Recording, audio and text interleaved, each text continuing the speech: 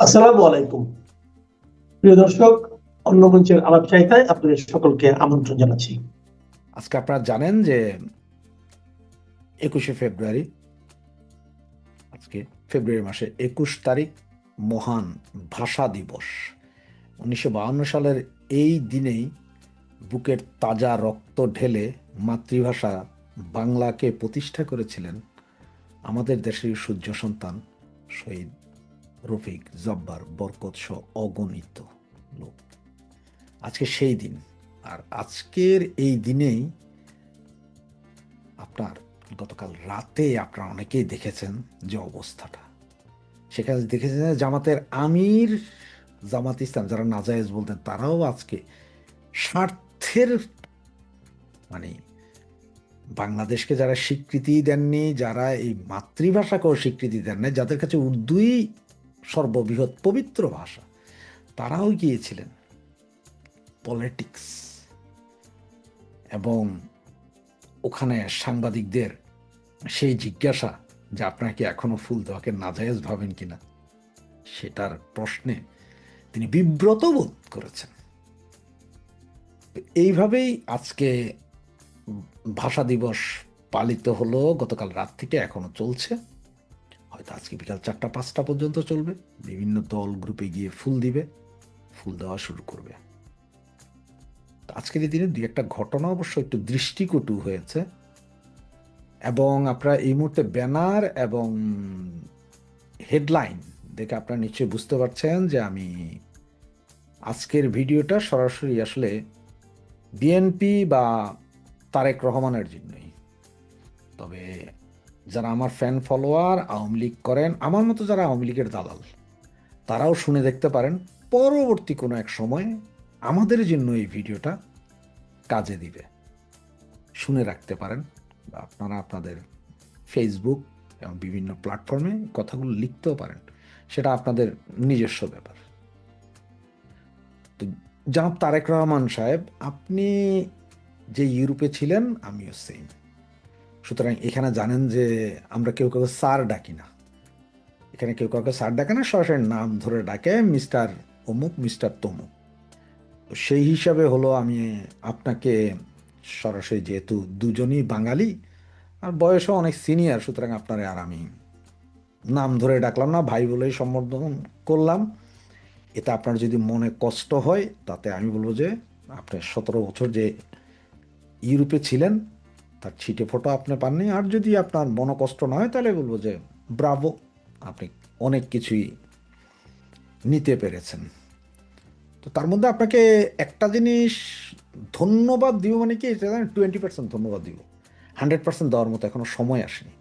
সেটার মধ্যে হচ্ছে যে আপনি যে প্রোটোকলের গাড়ি কমিয়েছেন, এটার জন্য যেমন আপনাকে ধন্যবাদ। তবে একটা জিনিস আপনাকে একটু স্মরণ করিয়ে দিই, সেটা হচ্ছে যে এরশাদ সাহেব একসময় বলেছিলেন যে উনি সাইকেলে করে সংসদে যাবেন, অফিস করবেন, সব কিছু সাইকেলে করে যাবেন এবং আসবেন।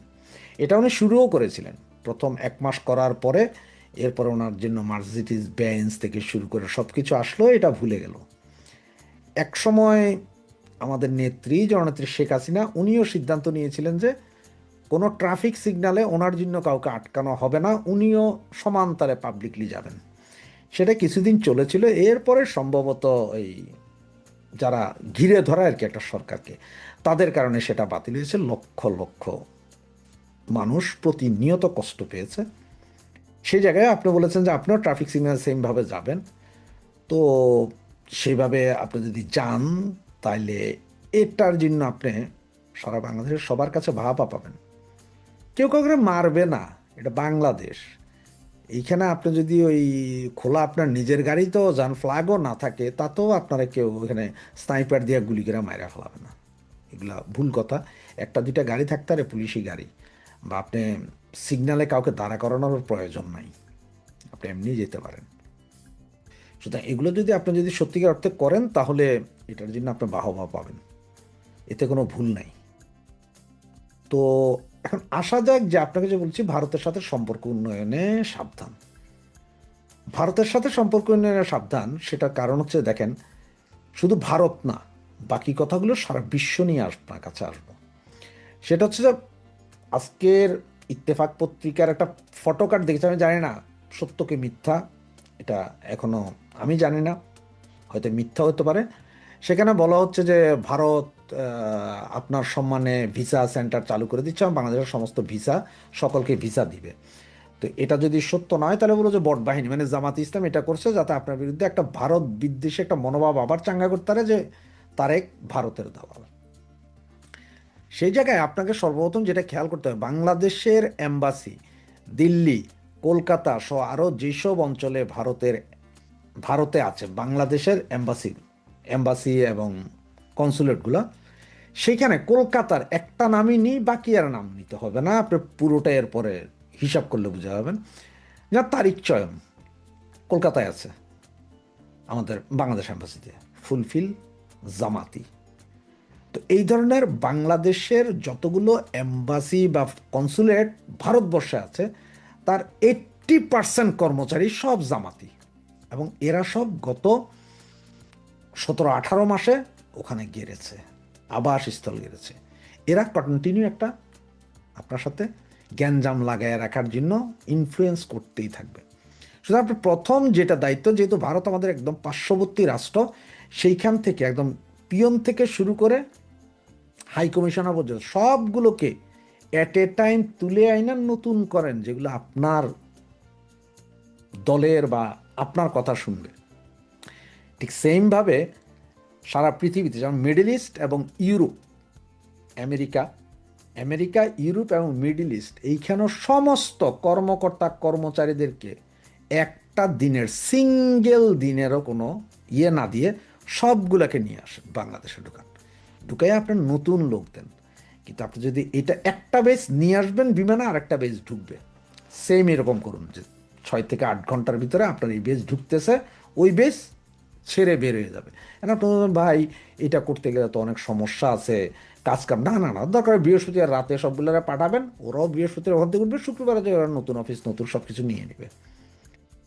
এখানে তো আবার এটাও করতে পারেন যে আপনি সব জায়গায় নতুন নতুন অ্যাম্বাসেডার যারা আছেন বিভিন্ন দেশে, সেখানে আপনার বিএনপির মধ্যে অ্যাম্বাসেডার আগে 2 দিন আগে পৌঁছাতে পারেন, এরপর সমস্ত কর্মচারী একসাথে। যদি এটা না করেন তাহলে আপনার জন্য বিপদ আছে। আমরা এর আগে বহুবার বাংলাদেশের সরকার যখন শেখ হাসিনা ছিলেন বহুবার বলেছি, চেষ্টা করেছে, হয়নি। সব জায়গায় জামাতিদের দখলে ছিল, এমনকি বাংলাদেশ এম্বাসি, আমি ধরেন ফ্রান্সে ছিলাম 99% জামাতি, ইংল্যান্ডে 99% জামাতি, এই জার্মান, বেলজিয়াম, ইটালি, এমন কোনো হেন জায়গা নাই যেখানে পিয়ন থেকে সুপিরিয়র পর্যন্ত জামাতি ছিল না। তো অ্যাম্বাসেডার বা ফার্স্ট সেক্রেটারি আওয়ামী লীগের ছিল, কিন্তু তারা কি করবে, সব কিন্তু পয়সার খাক্কর। ওই জামাতিরা যেমনে বুঝাইতো উপরেও পয়সা খেয়ে সেম কাজ করতো, এদের কোনো চরিত্র নাই। সুতরাং এরা কি করছে, এরা সারা দিন রাত বৈশা ওখানে মিটিং, ইফতার, বনভোজন করে ওরা আওয়ামী লীগের বিরুদ্ধেই কাজ করছে। সুতরাং সেই জিনিসটা এই মুহূর্তে আপনাকে বললাম, আমরা আওয়ামী লীগ আমল বলেছি, তারা শুনে নাই। কেন শুনে নাই? কারণ হচ্ছে যে ওই যে বিএনপির ভিতরে যেমন 30% জামাত রয়েছে, আওয়ামী লীগের ভিতরে 30% জামাত আছে, কিন্তু জামাতের ভিতরে বিএনপি বা আওয়ামী লীগ নেই। সুতরাং ওই 30%ই সুবিধাভোগী, এরা যায় এই কাজ করছে। এখন আপনি যদি এগুলো ঠেকাইতে না পারেন তাহলে আপনার মসনদ বা গদি বেশি দিন থাকবে না। আপনি হঠাৎ করে দেখতে পাচ্ছেন জুলাই সনদ, এইটা যদি না মানেন রেমিট্যান্স বন্ধ। মিডল ইস্ট থেকে শুরু হয়েছে এটা, ইটালির 2-1 জন হলো মিডল ইস্ট, তার কারণ হচ্ছে মিডল ইস্টের লোকজন ম্যাক্সিমাম এরা আমাদের ভাই, এদের আসলে শিক্ষাগত যোগ্যতা খুব একটা নাই, এদেরকে যেভাবে বুঝায় সেভাবেই বুঝে এই পুরোটাকে এই জামাতি বাহিনী, এম্বাসি আলারা, জামাতি বাহিনী আলারা এটারে ক্যাপচার করে রাখছে। সুতরাং এইসব জায়গা থেকে আপনার যতক্ষণ পর্যন্ত না এই কূটনীতিক, এনএসআই এর ডিরেক্টর যাদের বসানো হয়েছে গত 18-19 মাসের সবগুলোর উইথড্র না করেন, আপনার বিপদ আছে। আপনার 18 মাস কেন, আপনি প্রয়োজনে এখন একদম সব পুরো ফ্রেশ দেন, একজন লোকও রাইখেন না, সব ফ্রেশ দেন। আপনাদের আমলও কারা কারা ছিল, তাদের মধ্যে কারা কারা জামাতি ছিল, কারা কোন ধরনের ছিল, এটা কিন্তু বুঝবেন আপনারা, সেইখান থেকে তুলে নেন। কারণ হচ্ছে যে আমি আপনাকে এই বুদ্ধিটা দিচ্ছি এই জন্যই যে আপনারা তো বলতে পারেন যে আমি তো আওয়ামী লীগ করি, আওয়ামী লীগের দালাল, তো আমি কেন বিএনপির এই বুদ্ধি বিপদে, না না না, ঘটনা হচ্ছে যে আমি আওয়ামী লীগের দালাল, আওয়ামী লীগের ভোট দিই, সব ঠিক আছে, মাগার আমি আবার ভাই চরম জামাত বিদ্বেষী, চরম মৌলবাদ বিদ্বেষী। মানে আমার যদি ক্ষমতা থাকতো পৃথিবীতে কোনো পারমাণবিক বোমা মাইরা মৌলবাদ শেষ করা যাইতো, আমি সেটাই করতাম। সুতরাং আপনি এগুলা এখন এইটার জন্য প্রয়োজন আপনার যদি দরকার হয় না যে মোসাদের সাথে হাত মিলান, মোসাদের লোকজন দিয়ে খবর নেন কোনটা কোনটা, সব পাওয়া যাবেন। আপনার লোকজনই জানে কে কে জামাতি, এদের সবগুলো উইথড্র করেন। আর ভারত থেকে সর্বপ্রথম আপনার অলরেডি 3 দিন 4 দিন কেটে গেছে, আপনি অলরেডি 3-4 দিন অফিসও করেছেন, এখনই আপনি ক্যাশ প্রোগ্রামে নামেন, ভারতের সবগুলোরে তুলে আনেন এবং তারিখ চয়ন, আপনাকে বারবার বলছি তারিখ চয়ন আরও অনেক যা আছে এগুলো সব জামাতের, এদেরও উঠান। তা না হইলে এই রমজান মাস যাবে, আপনি একটু শান্তিতে থাকবেন, কিন্তু আগামী মার্চের শেষ থেকে এপ্রিল আপনার জন্য হয়ে যাবে পথের কাটা। আর এই যে 21শে ফেব্রুয়ারি নিয়ে বললাম যে আপনাকে কিছু জিনিস আমার দৃষ্টিকটু লেগেছে, সেটা হচ্ছে দেখেন এই রুমিনা ফারহান আপনার নিজের দলের মহিলা ছিল, গত 17 বছর ব্যাপক চিল্লাইছে আপনাদের জন্য, বহুত ইজ্জত বেইজ্জত গেছে। সে হয়তো এখন স্বতন্ত্র প্রার্থী, যেহেতু আপনাদের এই নির্বাচনটা ছিল মামু ভাইগনার নির্বাচন, সুতরাং স্বতন্ত্র প্রার্থী দ্বারা সে হয়েছে, 3 দিন পরে হোক 3 মাস পরে হোক সে আবার দলে ফিরে যাবে আপনারা ডাক দিলেই। তারে আজকে যেভাবে বেজ্জতি করলেন, ফুল দিতে দিলেন না, এটা মনে হয় না ঠিক, কারণ ওনারা মুক্তিযুদ্ধের সপক্ষেরই শক্তি, জামাত করে নেই এই মহিলা বা এর পরিবার, জামাত করে নেই।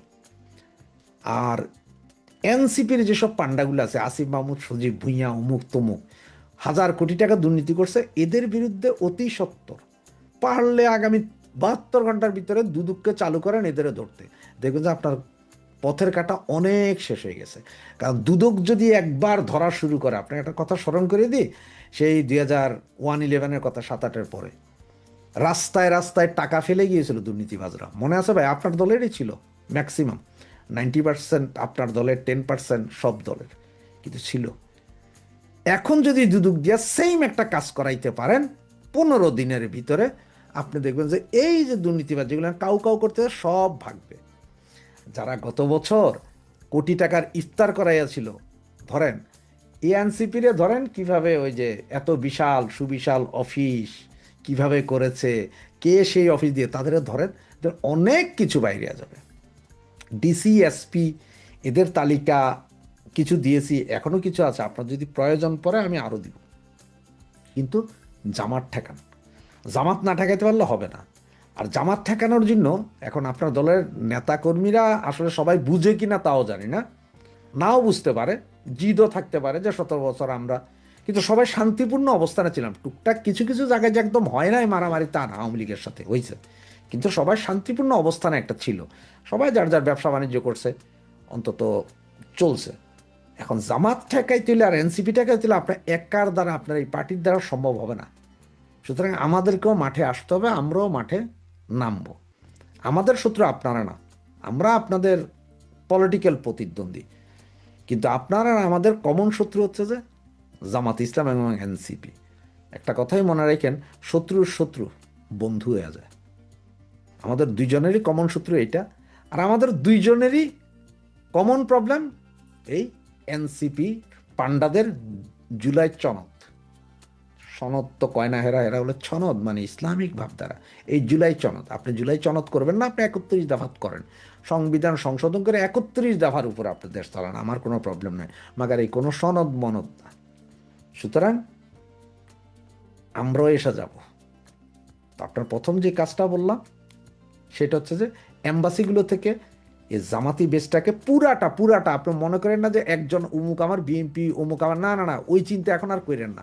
আগে একবার সরাইয়া তারপরে যাইয়া দেখেন ফুল বেস টু বেস। এবং ইন্ডিয়া থেকে তো প্রথম সরাবেন, যদি ইন্ডিয়া থেকে না সরান, এই যে আপনি যা চিন্তা করছেন যে ইন্ডিয়ার সাথে সুসম্পর্ক করবেন অমুক তমুক, সব বাগড়া বাজাবে তারা বাগড়া বাজাইতে ওস্তাদ।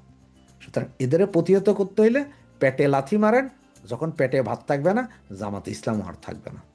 জয় বাংলা, জয় বঙ্গবন্ধু। 12 তারিখের নির্বাচনের পর থেকে ক্রমাগতভাবে সারা দেশে এখন পর্যন্ত যত যত আওয়ামী লীগের কার্যালয় খোলার ঘটনা ঘটেছে, সেখানে যে নেতাকর্মীরা জড়ো হয়েছেন, তারা স্লোগান দিয়েছেন, কিছুক্ষণ সময় কাটিয়েছেন, ছবি তুলেছেন, তারপর সেই ছবি প্রকাশ করেছেন, কিন্তু কোথাও এখন পর্যন্ত প্রশাসনকে ব্যবহার করে কোনো গ্রেফতার, হয়রানি, মামলার ঘটনা ঘটেনি। তার মানে ইউনূস সরকারের শাসনামল থেকে তারেক রহমানের শাসনামলে সেটা একটা স্পষ্ট পরিবর্তন বটে। নাহিদ ইসলাম যেটাকে গ্রিন সিগন্যাল বলছেন। বাংলাদেশের পঞ্চগড় থেকে দিনাজপুর, দিনাজপুর থেকে খুলনা, শেরপুর, বরগুনা সহ দেশের বিভিন্ন জায়গায় নির্বাচনের দিন থেকেই আওয়ামী লীগ কার্যালয় খোলার খবর আসতে শুরু করেছে এবং 12ই ফেব্রুয়ারির নির্বাচনে বিএনপির জয়লাভের পর থেকে সারা দেশে আওয়ামী লীগের কার্যালয় খোলা, খুলে বঙ্গবন্ধুর ছবি টানিয়ে দেওয়া, দলীয় সভানেত্রী শেখ হাসিনার ছবি টানানো, ফুল দেওয়া, জয় বাংলা স্লোগান দেওয়া এবং যেই নেতা কর্মীরা গিয়ে কার্যালয়গুলো খুলছেন তাদের ছবি প্রকাশ, এসব ঘটনায় যে বিএনপির এক রকমের প্রচ্ছন্ন সায় আছে, সেটা জাতীয় নাগরিক পার্টির নেতা নাহিদ ইসলাম রীতিমতো সংবাদ সম্মেলন করে বলেছেন। তিনি বলেছেন, বিএনপির গ্রিন সিগন্যাল ছাড়া আওয়ামী লীগের পক্ষে সারা দেশে রাজনৈতিক কার্যালয়গুলো খোলা কিছুতেই সম্ভব হতো না। বিএনপি যদি সত্যি আওয়ামী লীগকে ফিরে আসার পরিসর তৈরি করে দেয়, তাহলে তারা এই ঘটনা প্রতিহত করবেন। নাহিদ ইসলাম এসব হুমকি দিচ্ছেন বটে, কিন্তু এই হুমকিতে যে বিএনপি বা আওয়ামী লীগ কেউই কর্ণপাত করছে না, তার প্রমাণ শুক্রবার দিন রীতিমতো ঢাকা শহরের বুকে ধানমন্ডিতে আওয়ামী লীগ সভানেত্রীর কার্যালয় খুলে একদল নেতাকর্মী স্লোগান দিয়েছেন এবং তারা সেই ধানমন্ডি কার্যালয়ের ফটকে বঙ্গবন্ধুর ছবি রেখে স্লোগান দিয়েছেন। যারা তারা নিজেদেরকে পরিচয় দিয়েছেন যুব মহিলা লীগের নেত্রী হিসেবে এবং রীতিমতো তাদের প্রত্যেকের মুখ দেখা যাচ্ছে, কারো মুখে মাস্ক নাই, সে ছবি আবার প্রকাশিত হয়ে পড়েছে। ঢাকার বুকে আওয়ামী লীগের অফিস ফেরত নেওয়ার, রিক্লেইম করার এই চেষ্টা এবং এই যে সেখানে গিয়ে বঙ্গবন্ধুর ছবি রেখে স্লোগান দেওয়া এবং সে খবর সংবাদ মাধ্যমে ছড়িয়ে দেওয়ার এই উদ্যোগ প্রথম। তার মানে সারা দেশের মতো ঢাকাতেও এখন কার্যালয় খোলার প্রচেষ্টা শুরু হলো। ডয়েচে ভ্যালে আন্তর্জাতিক সংবাদ মাধ্যম তারা প্রশ্ন তুলছে যে আওয়ামী লীগ সভানেত্রী শেখ হাসিনার নির্দেশেই কি সারা দেশ জুড়ে আওয়ামী লীগ এই ভাবে তাদের রাজনৈতিক কার্যালয়গুলো খোলা শুরু করেছে? শেখ হাসিনা কি আওয়ামী লীগের কার্যালয় খোলার নির্দেশ দিয়েছেন? এই শিরোনামে ডয়েচে ভ্যালে যে সংবাদ করেছে সেখানে তারা বলেছেন যে জাতীয় সংসদ নির্বাচনের পর থেকেই দেশের কয়েকটি এলাকায় এতদিন ধরে বন্ধ থাকা আওয়ামী লীগ কার্যালয় খুলতে শুরু করেছেন দলের নেতাকর্মীরা। অন্তত একটি এলাকায়, মানে পঞ্চগড়ে প্রথম যে এলাকায় খোলার খবর আসে, সেই মানে কার্যালয় খোলবার সময় রীতিমতো সেখানকার বিএনপি নেতা উপস্থিত ছিলেন। পরে অনেকগুলো কার্যালয় বন্ধ ঘোষণা করা হয়েছে, ভাঙচুর হয়েছে, আবারও বৈষম্য বিরোধী ছাত্র আন্দোলনের নেতা কর্মী পরিচয়ে একদল গিয়ে আগুন দিয়েছে। এসব ঘটনা ঘটেছে, খুলনায় ঘটেছে, দিনাজপুরে ঘটেছে। পঞ্চগড়ের নেতা বলেছেন যে না, তিনি আওয়ামী লীগ অফিস না, অন্য কার্যালয় ভেবে সেই কার্যালয় খুলে দিয়েছেন। কিন্তু এই প্রতিবেদনটিতে, ডয়েচে ভ্যালের এই প্রতিবেদনে আওয়ামী লীগ নেতা বাহাউদ্দিন নাসিমকে যখন জিজ্ঞেস করা হয়েছে যে শেখ হাসিনা কি এরকম কোনো নির্দেশ দিয়েছেন, হঠাৎ করে দলের সব নেতাকর্মীরা মিলে দেশের জায়গায় জায়গায় এই রাজনৈতিক কার্যালয়গুলো খোলা শুরু করলো কেন, তখন আওয়ামী লীগের যুগ্ম সাধারণ সম্পাদক আফম বাহাউদ্দিন নাসিম ডয়েচে ভ্যালেকে টেলিফোনে বলেছেন, আমাদের নেত্রীর নির্দেশনা হলো আমাদের পোড়া বাড়িতেও যেতে হবে। তিনি বলেছেন যে তার নির্দেশ হলো, নেত্রীর নির্দেশনা হলো তৃণমূল থেকে সব পর্যায়ের কার্যালয়ে আমাদের যেতে হবে। 32 নম্বর ধ্বংস করা হয়েছে, নেতাকর্মীদের বাড়িঘর পুড়িয়ে দেওয়া হয়েছে, আমাদের নেতাকর্মীরা তো দেশে আছে। এখন যেহেতু ডক্টর ইউনূসের বিদায়ের স্বস্তি ফিরে এসেছে, তাই নেতাকর্মীরা কার্যালয়ে যাচ্ছে, কার্যালয় খুলছে। আত্মগোপন থেকে আমাদের নেতাকর্মীরা আর আরো বেরিয়ে আসবে, দেশেও ফিরবে। ডয়েচে ভেলের এই প্রতিবেদনে পঞ্চগড়ে আওয়ামী লীগ কার্যালয় খোলার খবর আছে পটুয়াখালীর দশমিনা উপজেলায় আওয়ামী লীগ কার্যালয় খোলা হয়েছে সে খবর আছে, খুলনা মহানগরীর শঙ্খ মার্কেটে আওয়ামী লীগ অফিস খুলে আওয়ামী লীগের নেতাকর্মীদের প্রবেশের ঘটনা, বরগুনার বেতাগী উপজেলার আওয়ামী লীগ কার্যালয় খোলার ঘটনার বর্ণনা দিয়ে ডয়েচে ভেলে সেখানকার বেতাগী উপজেলার ছাত্রলীগের সাধারণ সম্পাদক সিফাত শিকদারের সঙ্গে কথা বলেছেন। সিফাত শিকদার সংবাদ মাধ্যমকে বলেছেন যে আমাদের নেত্রী শেখ হাসিনা নির্দেশ দিয়েছেন ধানমন্ডি 32 সহ আমাদের স্থানীয় দলীয় কার্যালয়ে যাতায়াত শুরু করতে। তার নির্দেশ পেয়েই আমরা বেতাগী উপজেলা আওয়ামী লীগের কার্যালয়ে যাই এবং দলীয় প্রধান শেখ হাসিনা, জাতির পিতা বঙ্গবন্ধু শেখ মুজিবুর রহমান ও দলীয় কার্যালয়ের ব্যানার টানাই। বরগুনা জেলা ছাত্রলীগের সভাপতি রেজাউল কবির রেজা ডয়েচে ভেলেকে বলেছেন এটা নেত্রীর সরাসরি কোনো নির্দেশ নয়, তবে তিনি আমাদের সক্রিয় হওয়ার জন্য সব সময় তাগিদ দিয়েছেন। আমরা তো যেভাবেই হোক দেশে আছি, আমরা তো রাজনীতিতে সক্রিয় ভূমিকা পালন করতে চাই। একটা নির্বাচন হয়েছে, পরিস্থিতি স্বাভাবিক হচ্ছে, আমরা আরো সক্রিয় হব। তার মানে এই যে সুযোগ পেলেই আওয়ামী লীগ রাজনৈতিক কার্যক্রমে আরো সক্রিয় হবে, ঢুকবে এবং ইউনূস সরকারের পতন ঘটলেই সেই পরিসরটা তৈরি হবে। আওয়ামী লীগের ভেতরে যে প্রত্যাশা ছিল সে প্রত্যাশার প্রতিফলন ঘটাতেই তারা নির্বাচনের পরপরই আসলে একরকমের পরখ করে দেখতে চাইছে বিএনপি সরকার তাদের সঙ্গে কেমন ব্যবহার করে। বিএনপি সত্যি, এই যে বিএনপি প্রধান টাইম ম্যাগাজিনের মতো পত্রিকাকে সাক্ষাৎকার দিয়ে বলেছেন যে তারা কোনো রকম রাজনৈতিক দলই নিষিদ্ধ করার পক্ষে নন। বিএনপির মির্জা ফখরুল ইসলাম আলমগীর সহ নেতৃস্থানীয় ব্যক্তিবর্গ বরাবর বলে এসেছেন তারা কোনো দলের রাজনৈতিক কার্যক্রম নিষিদ্ধ চান না, তারা অপরাধী ব্যক্তিদের শাস্তি চান। আওয়ামী লীগ সম্ভবত সেই বিষয়টি পরখ করে দেখতে চাইছে যে বিএনপি কি প্রতিক্রিয়া দেখায়।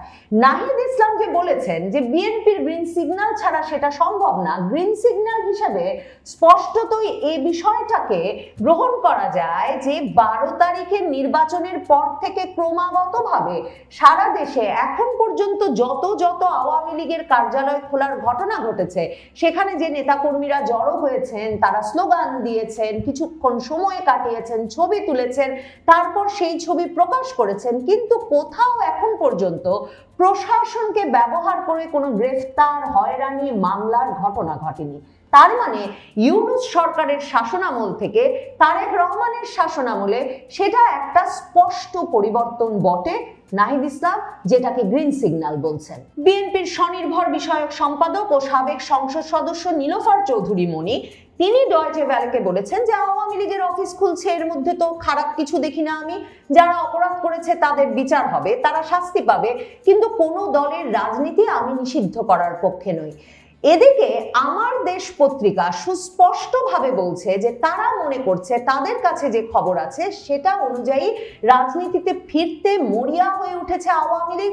ভারতীয় লবিও অত্যন্ত তৎপর এবং তারা বলছে যে শেখ হাসিনা পুত্র সজীব ওয়াজেদ জয় নাকি মরিয়া হয়ে উঠেছেন যে বাংলাদেশের রাজনীতিতে তিনি ফিরবেন। আমার দেশ পত্রিকা যে প্রতিবেদন লিখেছে সেখানে তারা এই সবের ইঙ্গিত হিসেবে, সুস্পষ্ট ইঙ্গিত হিসেবে একদিকে আওয়ামী লীগের কার্যালয়গুলো খোলার যেমন বর্ণনা দিচ্ছে, খবর দিচ্ছে, তেমনি তারা বলছে যে ভারতের অত্যন্ত প্রভাবশালী কূটনীতিক বিনা সিকরি, যিনি বাংলাদেশে বিএনপি আমলে দীর্ঘ সময় 2003 থেকে 2006 সাল পর্যন্ত ভারতের কূটনীতিক হিসেবে কাজ করে গেছেন, ভারতের রাষ্ট্রদূত হিসেবে কাজ করে গেছেন, সেই বিনা তিনি ভারতের ANI এ একটি সাক্ষাৎকার দিয়েছেন যার শিরোনাম ছিল new PM of Bangladesh will think of lifting ban on Awami League, মানে আওয়ামী লীগের ওপর নিষেধাজ্ঞা তুলে নেওয়ার বিষয়টি অবশ্যই নতুন নবনির্বাচিত বাংলাদেশের প্রধানমন্ত্রী বিবেচনা করবেন। এবং সেই সাক্ষাৎকারে বিনা সিকরি বলেছেন যেহেতু বাংলাদেশের নির্বাচন শেষ হয়ে গেছে তাই নতুন প্রধানমন্ত্রী হয়তো প্রথম ধাপেই ভাববেন কেন আওয়ামী লীগের রাজনৈতিক নিষেধাজ্ঞা ওঠানো যাবে না। এবং তিনি যে রাজনৈতিক প্রেক্ষাপট বর্ণনা করেছেন যেখানে তিনি বলেছেন যে বাংলাদেশ জাতীয়তাবাদী দলের জোট ও জামায়াতে ইসলামীর জোট প্রায় সমানভাবে ভোট পেয়ে লড়ছিল, তবে শেষ পর্যন্ত বিএনপি জোট কিছুটা ভালো ফল করেছে।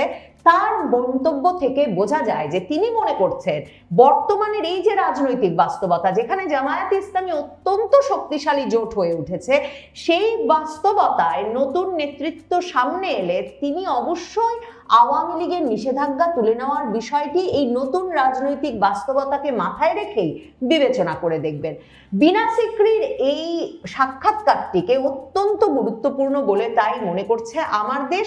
অন্যদিকে আমার দেশ মনে করাচ্ছে তাদের এই প্রতিবেদনে যে ভারতীয় এক সাংবাদিক যখন তারেক রহমানের সংবাদ সম্মেলনে তাকে জিজ্ঞেস করেছিলেন যে আওয়ামী লীগের সঙ্গে একটা রিকনসিলিয়েশন, সমঝোতায় আসতে তিনি কি করতে পারেন, তখন তিনি বলেছিলেন যে by ensuring rule of law. এটাকেও, এই যে তারেক রহমান আইনের শাসন প্রতিষ্ঠার মাধ্যমে আওয়ামী লীগের সঙ্গে একটা রিকনসিলিয়েশন করা সম্ভব বলে উত্তর দিচ্ছেন ভারতীয় সাংবাদিককে, সেটাকেও খুব তাৎপর্যপূর্ণ বলে মনে করেছে আমার দেশ। আমার দেশ কেন মনে করছে যে সজীব ওয়াজেদ জয় বাংলাদেশে ফেরবার কথা ভাবছেন এবং বাংলাদেশে ফিরতে তিনি এক রকমের মরিয়া হয়ে উঠেছেন বলে মন্তব্য করছে আমার দেশ। তারা বলছে ব্রিটিশ গণমাধ্যম আইটিভিকে দেওয়া এক সাক্ষাৎকারে ক্ষমতাচ্যুত প্রধানমন্ত্রী শেখ হাসিনার ছেলে সজীব ওয়াজেদ জয় নির্বাচনটিকে স্বীকৃতি দিতে রাজি না হলেও তারেক রহমান প্রধানমন্ত্রী হলে তার সঙ্গে আলোচনায় বসতে রাজি বলে জানিয়েছেন। ভিডিও কনফারেন্সের মাধ্যমে যুক্তরাষ্ট্রে থাকা জয়ের সাক্ষাৎকারটি বাংলাদেশ সময় শনিবার ভোরে সম্প্রচারিত হয়। সাক্ষাৎকারে জয় দাবি করে বলেন, দেশের সবচেয়ে বড় দল এবং সব প্রগতিশীল দলকে নির্বাচন থেকে বাইরে রাখা হয়েছে। এমনভাবে নির্বাচন সাজানো হয়েছে যাতে সবচেয়ে বড় ইসলামপন্থী দল জামায়াতে ইসলামী তাদের জনসমর্থনের তুলনায় বেশি প্রভাব পায়। বাংলাদেশে ফেরার প্রসঙ্গে সেই সাক্ষাৎকারে জয় বলেন অবশ্যই তিনি একসময় ফিরবেন এবং সজীব ওয়াজেদ জয় মন্তব্য করেন তারেক রহমান যিনি দণ্ডিত হয়েছিলেন তিনি এখন সম্ভাব্য প্রধানমন্ত্রী, কাজেই এসব পরিস্থিতি চিরস্থায়ী হয় না। এবং সজীব ওয়াজেদ জয়কে যখন শেখ হাসিনার বাংলাদেশে ফেরা প্রসঙ্গে প্রশ্ন করা হয়েছিল, আমার দেশ বলছে যুক্তরাজ্যের আইটিভিকে দেওয়া সাক্ষাৎকারে সজীব ওয়াজেদ জয় বলেছেন যে তার কোনো সন্দেহ নেই যে শেখ হাসিনা একদিন ফিরবেন, তবে এই মুহূর্তে দেশে ফেরা হয়তো নিরাপদ হবে না। আওয়ামী লীগের নেতা কর্মী সমর্থকেরা আপাতত রাজনৈতিক কার্যক্রম শুরু করা, তাদের অফিসগুলো খোলা এবং তাতে প্রশাসন কি প্রতিক্রিয়া দেখায় সেটা পরখ করে দেখতে ব্যস্ত। একটি একটি করে ধাপ নিয়ে তারা অগ্রসর হতে চান। তবে ডয়েচে ভেলের প্রতিবেদনে আওয়ামী লীগের সাংগঠনিক সম্পাদক এস এম কামাল বলেছেন, আমাদের নেতা কর্মীরা মনে করেন বিএনপি ক্ষমতায় এসেছে, তারা গণতান্ত্রিক আচরণ করবে, তাই আমাদের তৃণমূলের নেতাকর্মীরা স্বতঃস্ফূর্তভাবে অফিস খুলছে। আর আমাদের নেত্রীর নির্দেশনা আছে যে পার্টি অফিস খুলতে হবে, সেখানে বসতে হবে। আওয়ামী লীগের এই নেতা বলেন তারা তো কোনো আন্দোলনের কর্মসূচি দিচ্ছেন না, তারা স্বাভাবিক রাজনীতি করতে চান, কারণ তাদের পার্টি তো নিষিদ্ধ হয়নি।